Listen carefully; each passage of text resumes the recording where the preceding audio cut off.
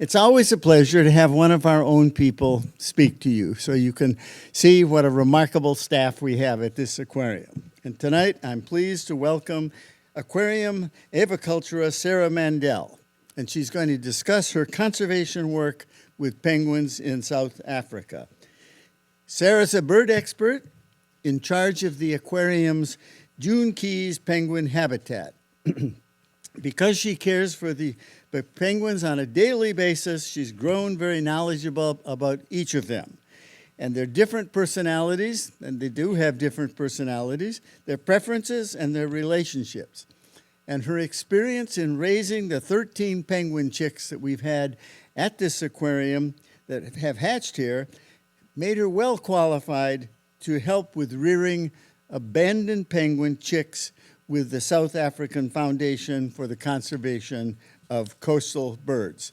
Sara started here as a volunteer when she was an undergraduate at Cal State Long Beach. Then she became an employee in the education department and in 2006, and she joined husbandry in 2010. She got her bachelor's degree in psychology from Cal State Long Beach and has done a terrific job for us. Please join me in welcoming Sara Mandel.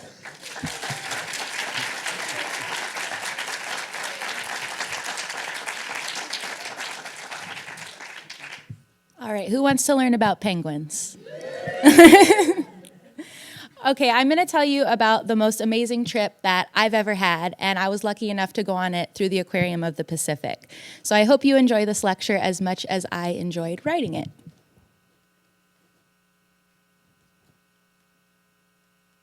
Uh-oh, here we go. Oh, haha. All right, so we're going to talk a little bit about the African penguin before I show you some really cool videos and pictures. I work with Magellanic penguins, but African penguins are very closely related, along with the Humboldt Galapagos and Humboldt penguin. So African penguins, just like our Magellanics, definitely mate for life. So once they find that mate, they stick with them. They are the only species that breeds on the African continent, and there are colonies on 24 islands. However, there is a 2% decrease in population a year, and only 2.5% of the population remains. So SANCCOB really plays a very pivotal role in keeping these animals alive. Now, African penguins actually have an extended breeding season, so they can breed year-round, and that's what gets them into some trouble.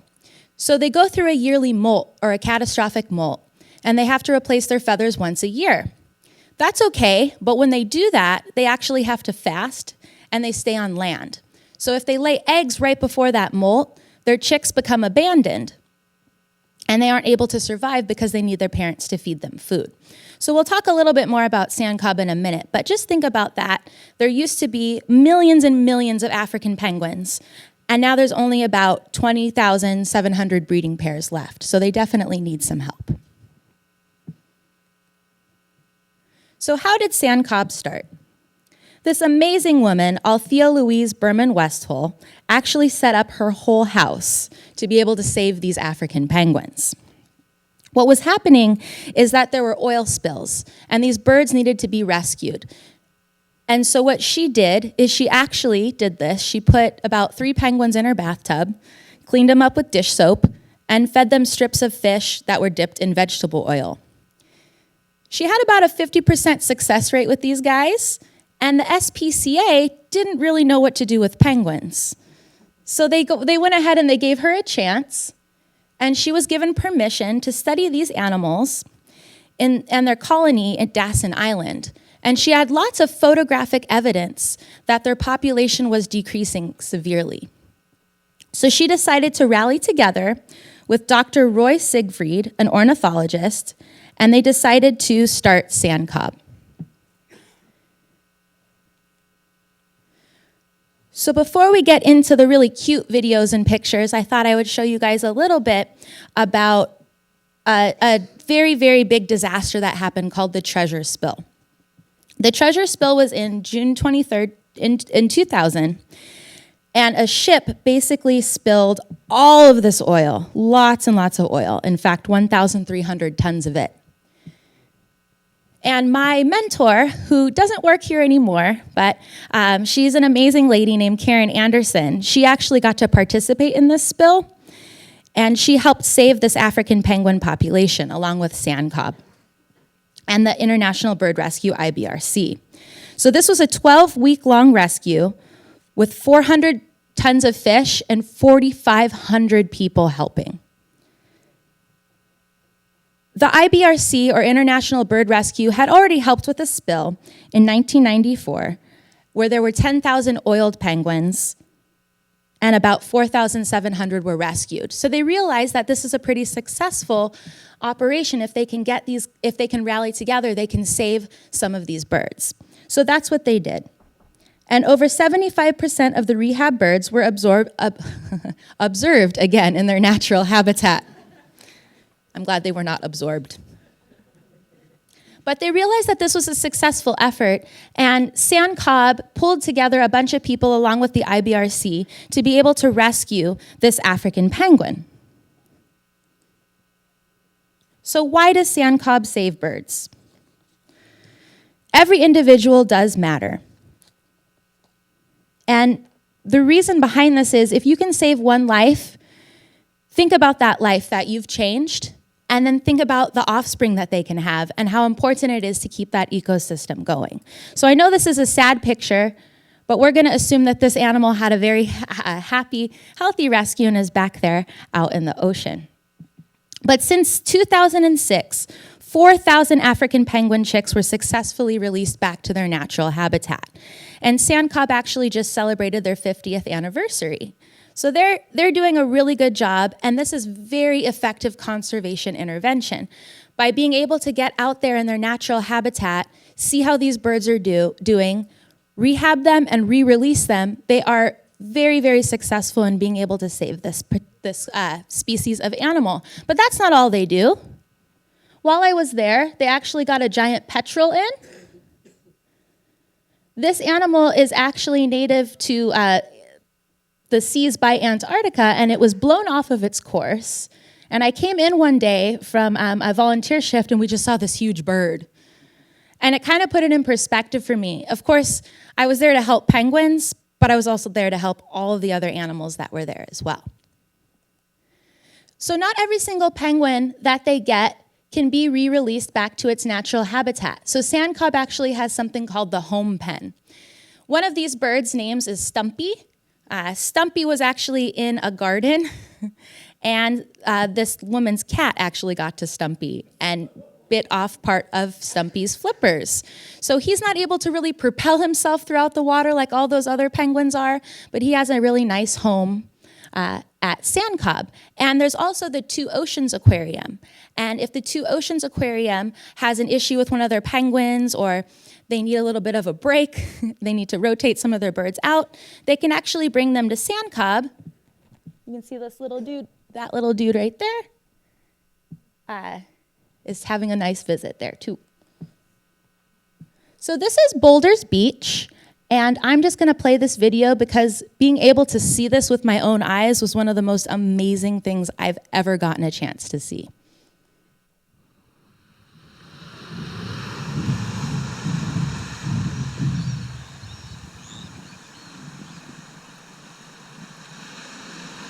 So African penguins actually live offshore on about 24 different small islands or colonies. But they arrived from declining offshore colonies in the 1980s. They usually avoided this area because of terrestrial predators like leopards and mongoose, but as people started building houses close to Boulders Beach, those terrestrial predators left and left an area for these penguins to be able to visit. So this is one of the areas where they're kind of called urban penguins because they get into people's houses. They nest underneath their garages and places like that. But remember, there are only 20,700 breeding pairs, so I would definitely welcome a penguin in my garden, but not everybody would.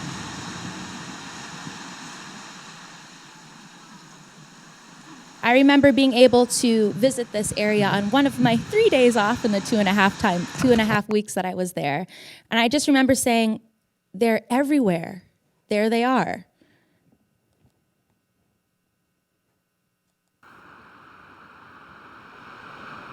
So when I went, that's actually a whole bunch of feathers. It was actually molting time for the African penguin.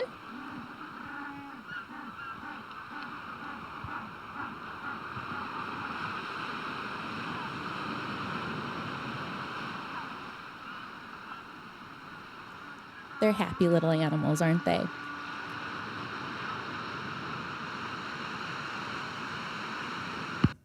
And you can see right there, that's an area where people can actually view the penguins off of the coast. And then I went back again because I could not get enough of Boulders Beach. And you can see there's a little baby there.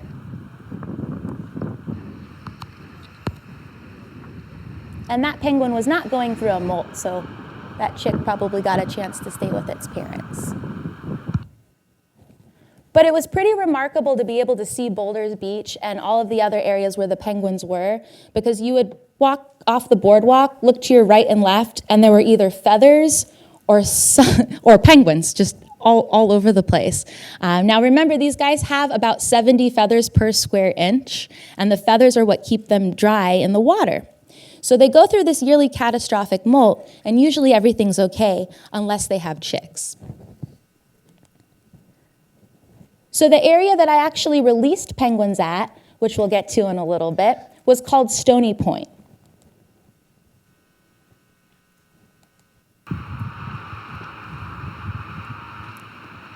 And the penguins arrived from declining offshore colonies in 1982. And there are also 3 species of cormorants, rock hyrax, and dassies. But this was actually my favorite video that I took because they're having so much fun in the waves, and they're truly just doing all things that penguins do. And this was after I got to release 12 juveniles back into their natural habitat. So I think this video meant a lot to me because being able to enjoy them and see them in their natural habitat was truly a sight that I can't even describe how amazing it was.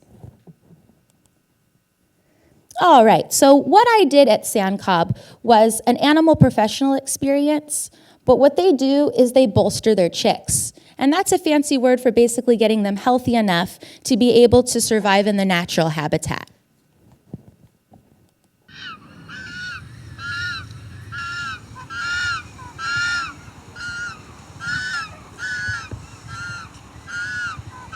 So those are some juvenile penguins vocalizing for food, because that's what we are. We are big food machines to our juvenile penguins.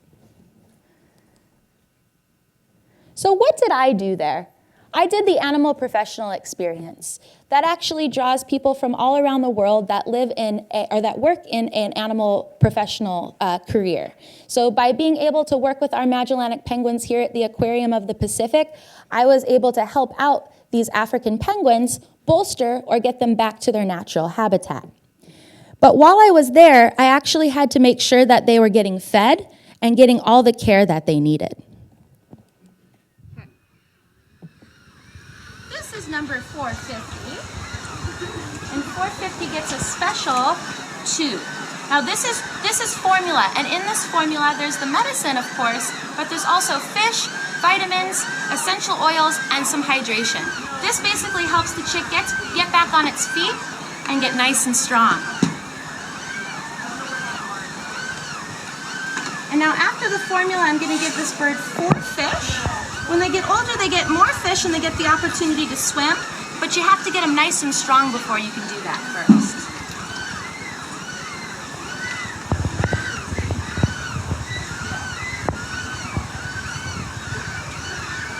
Some are a little bit more eager to eat than others. There we go.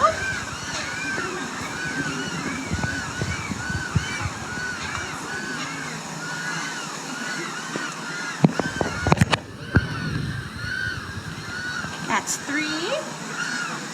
And here's the last fish. Good job. We we wipe off their face so there aren't any fish parts left up. And then a little dot on the head to keep the mosquitoes away. And now we have a full chick that's gonna get nice and strong and go back to his natural habitat as soon as possible. Checking in from SANCCOB, thank you. I'm not checking in from SANCCOB anymore, but you can imagine how that is such a special thing to be able to be so close to these innocent little penguin chicks and to be able to fill them full of nutrients, get them strong, and get them back out to their natural habitat. So that wasn't the only thing I did. We did feed them. We fed them twice a day, but we actually gave them lots of hydration. So we had to do that because these guys aren't strong. They were abandoned. They were basically starving because they weren't able to eat. They needed parental care that they weren't able to get. And so there are actually penguin rangers at Stony Point and at Boulders Beach. And what these penguin rangers do is they observe the animals in their natural habitat and they see if there are any abandoned chicks or any adults that need help.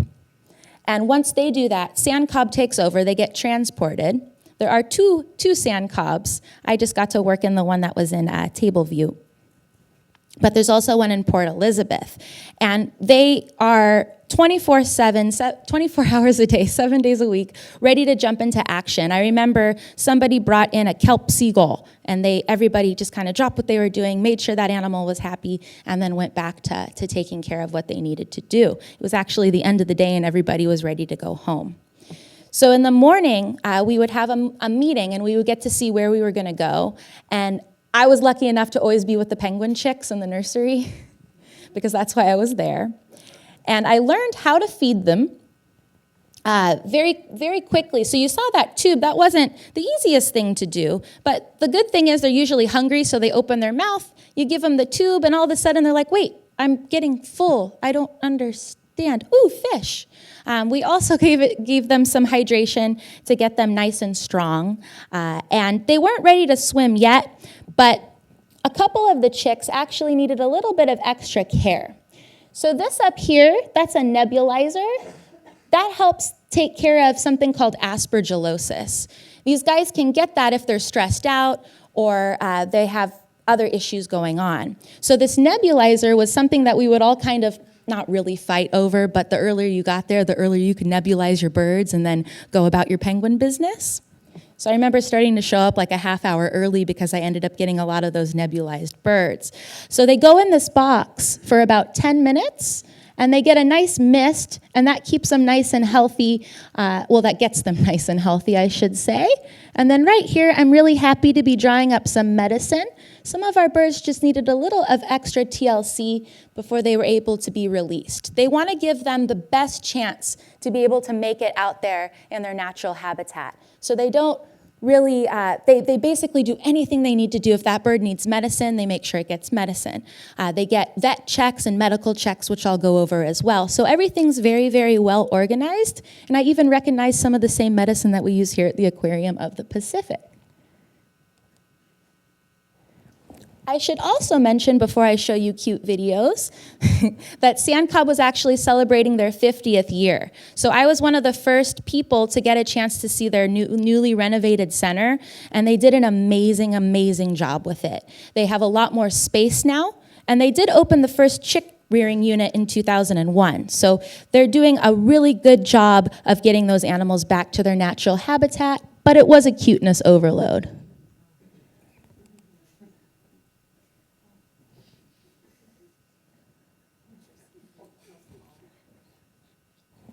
And there was always a lot of multitasking going on. So these guys right here, their pen's getting clean, and we were able to put them in these really cool boxes, keep them in the shade.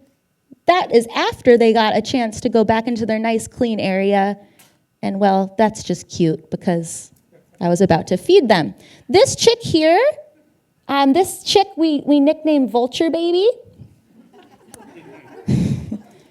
Can't tell too well in the picture, but he had a little bit of a bald head. And one of my friends actually did an internship, and Vulture Baby just got released back to South African Ocean, so we're pretty happy about that. Doesn't look like a vulture baby anymore.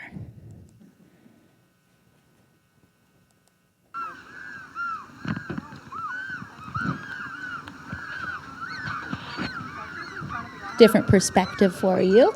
So everybody was banded. We could tell them apart that way. They all had a number. So if they needed special medicine or that nebulizer, we would know what number it was. There were actually 4 pens full of, it was 60 chicks, and then it was 70 chicks, and then it was 80 chicks, and then it was about 100 chicks by the time that I left. They've had up to 1,000 in 1 year. So there's feeding time.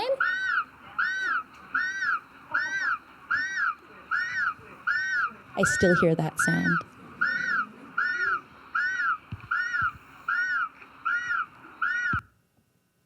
So during feeding time, it wasn't always formula and fish like I showed you in the video. First thing in the morning, we would give them Daros, which is basically like a Gatorade. It gives them their good electrolytes to get them nice and strong.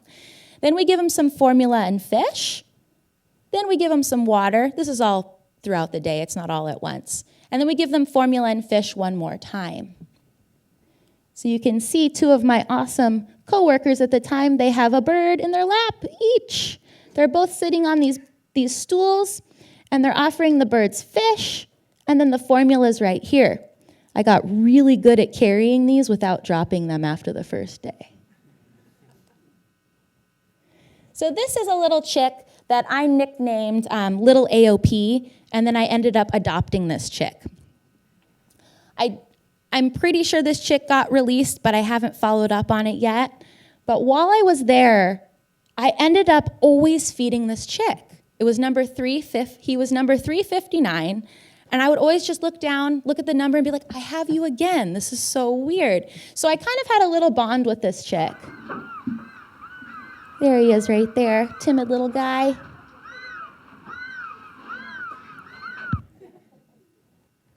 And I thought that it was just so amazing that I couldn't resist, and I had to adopt this chick. Not my chick, I swear. I have 23 here at the aquarium. But I thought it was a really cool way to remember my time in South Africa. I mean, look at that little face. Who wouldn't love that little guy? So little AOP was actually abandoned in a nest at Stony Point. So one of the penguin rangers actually saw little AOP and arrived little after my time at the animal professional experience. So they did twice weekly medical checks just to make sure the chick was on track for release. They wanted to make sure that everything was going right. Maybe if the bird was being nebulized, they would kind of have like a crackly breathing when they would listen to their lungs. So what they ended up doing was maybe putting that bird back on nebulizing, or if it wasn't crackling anymore, they could move it on to the next step. It's really important to get blood draws to see what's going on inside the animal since they can't talk to us. And we also want to make sure that they're a certain weight, because once they get to a certain weight, they're called a blue, and that means that they get to swim.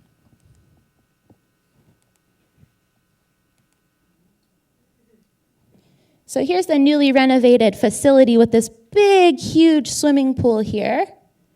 And these are some of the interns cleaning out the pool. But basically, these birds go between 20 minutes, 40 minutes, 60 minutes, and a no-force swim. So once they build that muscle strength, they're totally able to swim a lot more. And we're looking for all those same behaviors that all of the penguins that are healthy do. They're floating, they're not waterlogged, all their feathers are waterproof, and they're happy and healthy.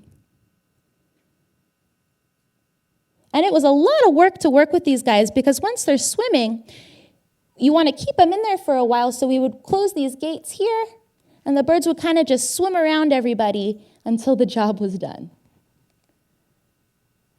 So this was a really exciting time. This was the final vet check. And this is the last check these penguins get before they're released back to their natural habitat. So they take measurements of every chick, and they fit them with a transponder. So the transponder is a small device that allows them to get data. That way they can keep track of these birds and see if their rescue efforts are successful. So I remember Charnay here getting measurements of the bill, and then she trimmed the band off of the bird, and I kept it because it was just a cool memory to have. But when they trimmed that band off, it was almost like this final You're going back to your natural habitat.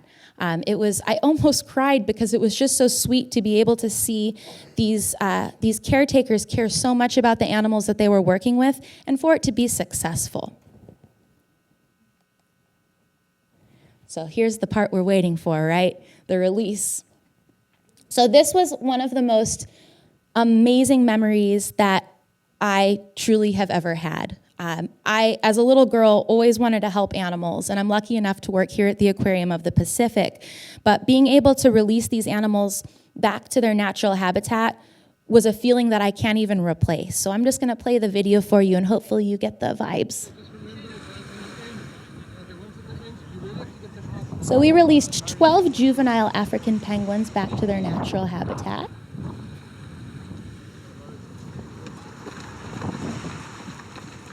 And this man here is instructing us all to slowly tip over the box. Everybody had 2 birds per box. I forgot there were 2 birds because I was so excited that one came out.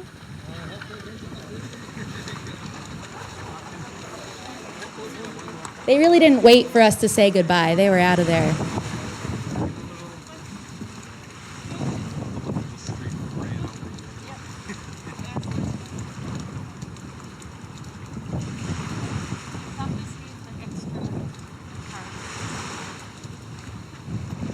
And this was at Stony Point. They actually have a receiver for all the transponders that can collect data when the birds walk through a certain area.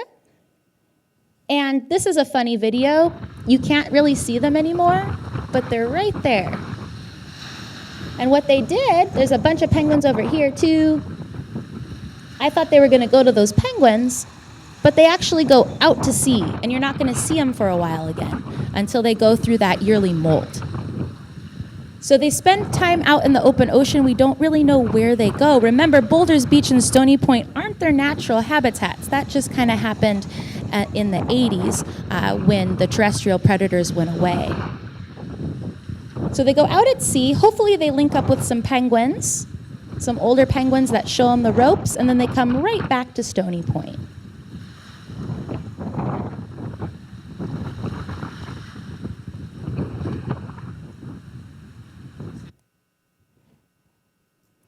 So this was a beyond amazing experience. I was able to not only help several African penguins, but be in the same room and the same area as so many passionate people. To be able to see people just like myself who want these animals to go back to their natural habitat and be happy as possible was truly something that I will never forget. And I am beyond blessed to be able to have gone on this trip. This picture right here, this was in the back of the truck as we were transporting all of the penguins back to their natural habitat, and this little dude wanted to smile, and I don't know if you can see that, but he's sticking his head out. These guys are all of the blues that we released back to their natural habitat. That's just really cute. And this is how we would interact with the birds. We didn't want to talk to them. Remember, they're going to go back to their natural habitat. So that was something I had to remember. These guys are animals that need to go back to their natural habitat. So just be quiet, and then we'd all hold our excitement in until our breaks, and then we would talk about all the cute penguin things that we got to do. And that was a really special moment because that was cutting that band off of that bird so he could go back to his natural habitat. There were 4 different zoos and aquariums there when I was there. We try to go when it's breeding season, when they need the most help. So remember, they've saved over 6,000 penguin chicks. That is a really big deal when there are only 40,000 of them left in their natural habitat. So SANCCOB is a very successful organization, and I was beyond happy to be a part of it.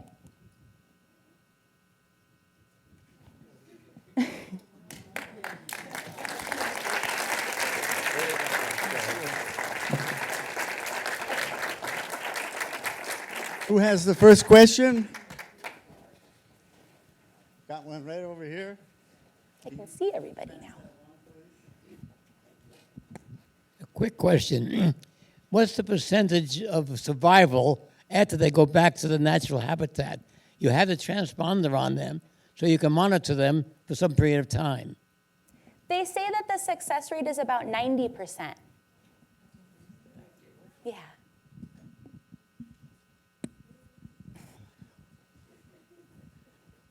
You want Bob to take you there, right? You all heard that. So we were there in 2010, and it's amazing how much has been done since that time. My question is about food preparation. It looked as if there was a lot to do in terms of preparing the food, so how much of your time did that take? Well, I got